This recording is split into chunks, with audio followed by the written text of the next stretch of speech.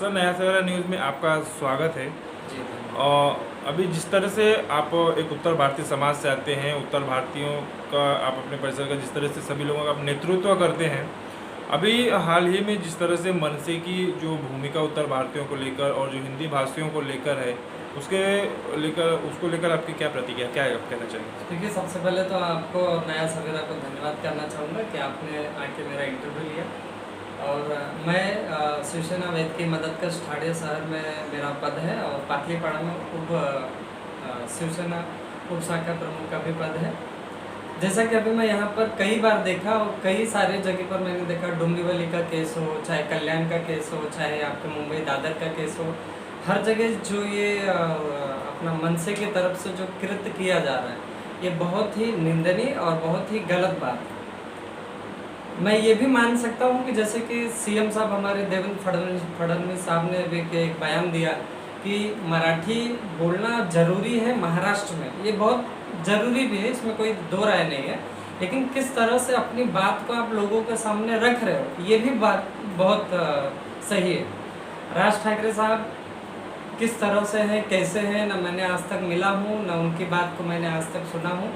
लेकिन जो उनके लोग जिस तरह का काम कर रहे हैं, उसके हिसाब से मैं ये सीधा कहना चाहूँगा, ये जो भी हुआ ये पूरी तरह से गलत हुआ और ये पूरी तरह से निंदनीय है। किसी को मार के या किसी को ज़बरदस्ती बोल के आप मराठी भाषा का सम्मान नहीं करा सकते हैं। लेकिन कहीं ना कहीं सर, उनका जिस तरह से कहना है कि अगर जिस भी राज्य में रहते हैं तो उस राज्य भाषा को वो सम्मान मिलना चाहिए, उस भाषा का आदर होना चाहिए, और वही वो लोगों से जिस तरह से उम्मीद रखते हैं उसकी अपेक्षा रखते हैं। लेकिन उनकी जो तरीके जो है, क्या वो सही है उस चीज़ को? देखिए, अगर भारतीय संविधान की तरफ जाएंगे तो भारतीय संविधान 8वीं अनुसूची के हिसाब से हमारे पास कई सारी भाषाएं हैं, जिसमें से 22 भाषाओं को पूरी तरह से मतलब महत्वपूर्ण माना गया है।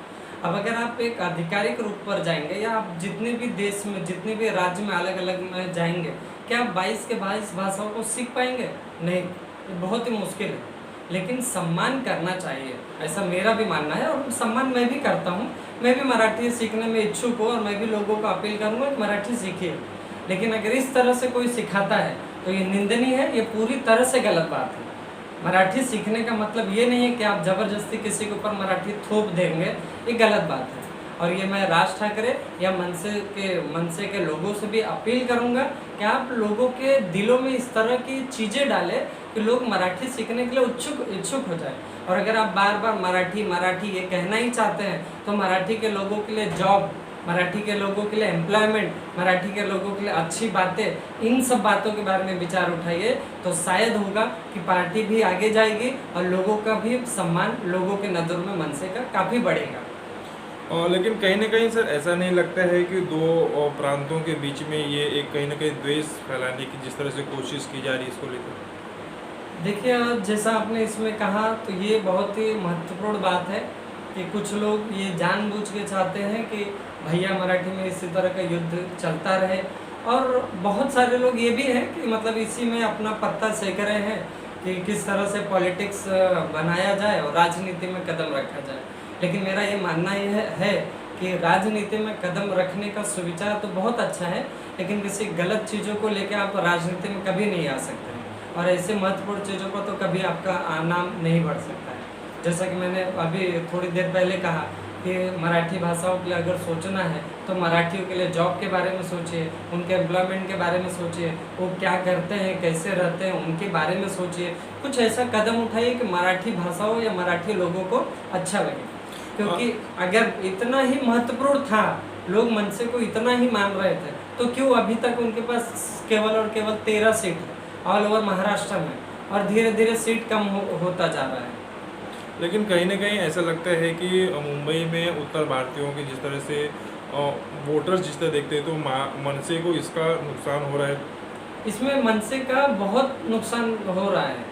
अगर आपको ये लगता है कि सिर्फ और सिर्फ आप मराठी से विजय प्राप्त कर सकते हैं और मराठियों को खुश करके आप केवल भाषा का या आप जीत सकते हैं, आमदार खासदार सीएम के कुर्सी पर बैठ सकते हैं, तो क्षमा करिएगा, ये मुश्किल है। आपको सभी लोगों को खुश करके रखना है। लेकिन अभी जिस तरह से जिस तरह से एक सिक्योरिटी गार्ड के भाई का भी मामला जिस तरह सामने आया था, तो उन्होंने उनसे जब कहा गया से मराठी भाषा में बात करें, तो लेकिन उन्होंने एक अभद्र भाषा से जिस तरह से उन्होंने उपयोग किया, उन्होंने जिस तरह से बोला, ये भी कहीं ना कहीं एक तरह से गलत है इस चीज़ को।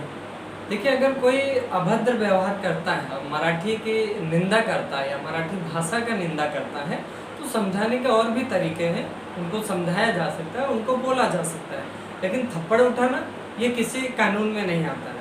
हम तो ये कहते हैं कि हम अगर हमारे टीचर किसी स्कूल में ये टीचर अगर किसी बच्चे को हाथ उठा दे, तब हम उसके ऊपर रिपोर्ट दर्ज कराने लगते हैं।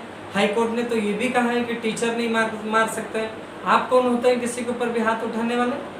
आप लोगों को समझा सकते हैं, बता सकते हैं, इससे आपका बेनिफिट होगा। लेकिन अगर आप ये कहेंगे कि मैं लोगों को ज़बरदस्ती करूं, मैं लोगों को मार के, मैं धाड़ के, मैं कुछ भी करके लोगों को समझाऊं, तो इससे केवल आपके प्रति लोगों में एक अव्यवहारिक और अविचारिक सपन बढ़ेगा, लेकिन कोई आपका सम्मान नहीं करेगा।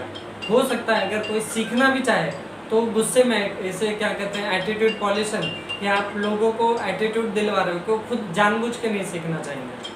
तो सभी हिंदी भाषी समाज से आप क्या आह्वान करना चाहेंगे, क्या अपील करेंगे? मैं हिंदी भाषी समाज से एक चीज़ अपील करना चाहूँगा कि देखिए, महाराष्ट्र में रहते हैं, मराठी सीखना कहीं ना कहीं ज़रूरी भी है। और अगर आपके पास इस तरह का कोई व्यक्ति आए तो आप मराठी को अभद्रता से और गलत तरीके से बात ना करें, क्योंकि कहीं ना कहीं ये भी तो कहीं ना कहीं थोड़ा बहुत गलत बातें होती हैं। अंतिम में मैं सिर्फ आप मराठी भाषाओं से और मेरा राज ठाकरे से अपील रहेगा कि अगर आप मराठी को लेके इतना ही चिंता कर रहे हैं, तो सभी स्कूलों में मराठी को कंपलसरी किया जाए, और जो न्यू एजुकेशन पॉलिसी 2020 में सरकार ने लागू किया है, उसके अंदर भी मराठी को प्राथमिकता दी जाए।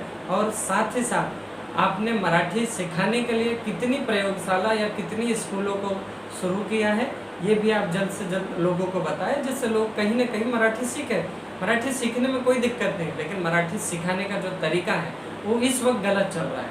भविष्य में मैं चाहूँगा कि आप सही तरीकों को लें और लोगों को मराठी सिखाएं। मराठी सीखने में कोई दिक्कत नहीं है। और भी खबरों के लिए मिले, तब तक के लिए धन्यवाद।